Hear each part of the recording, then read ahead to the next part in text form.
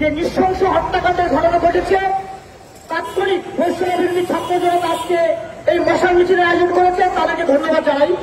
আপনারা দেখেছেন যে বাংলাদেশ একটি স্থিতিশীল অবস্থায় রয়েছে, কিন্তু ভারতের উস্কানিতে যে ভারতের মদতপুষ্ট সন্ত্রাসী সংগঠন ইসকন গত কয়েকদিন যাবৎ বাংলাদেশকে অস্থিতিশীল করার চেষ্টা করছে।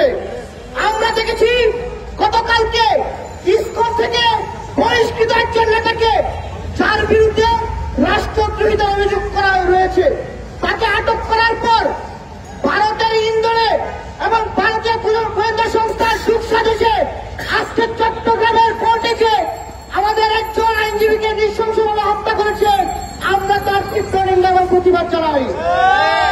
আমরা ভারতকে বলতে চাই, বাংলাদেশে কিন্তু আওয়ামী লীগ নেই, আমরা ভারতের দাসে পরিণত হতে চাই না। আমরা এই সরকারকে বলবো, আপনারা যদি দায়িত্ব পালন করতে না পারেন তাহলে দয়া করে দায়িত্ব ছেড়ে দেন।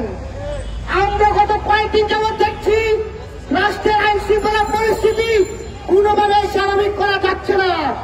এই যে স্বরাষ্ট্র উপদেষ্টা রয়েছে, উনি আসলে কি করে, উনার কাজ কি, আমরা মিডিয়ার মাধ্যমে তার কাছে জানতে চাই। চট্টগ্রামে আদালতে এরকম একটি ঘটনা কিভাবে ঘটে, সেখানে আইন শৃঙ্খলা বাহিনীর নিরাপত্তা কেন জোরদার করা হয়নি, তার জন্য স্বরাষ্ট্র উপদেষ্টাকে অবশ্যই কৈফিয়ত দিতে হবে। আমরা জনগণকে বলব, ভারত বাংলাদেশে আওয়ামী লীগকে ফিরিয়ে আনার জন্য সাম্প্রদায়িক দাঙ্গা লাগানোর চেষ্টা করছে।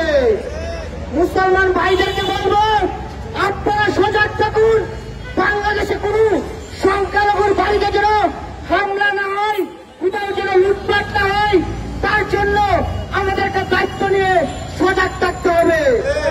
কারণ ভারতীয় গোয়েন্দা সংস্থা বাংলাদেশে কোথায় কি হয়েছে এদেশের মানুষ জানবার আগে ভারতের যে গুজব মাধ্যম রয়েছে তারা তার আগে খবর পেয়ে যায়। কিভাবে আপনাদেরকে বুঝতে হবে, বাংলাদেশকে নিয়ে ভারত গভীর ষড়যন্ত্র করছে।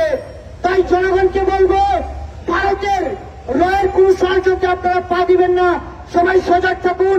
অনতিবিলম্বে এই হত্যাকাণ্ডের বিচার না করলে এই সরকারের, আমরা বলছি, তাদের অবস্থা আরো খারাপ হবে।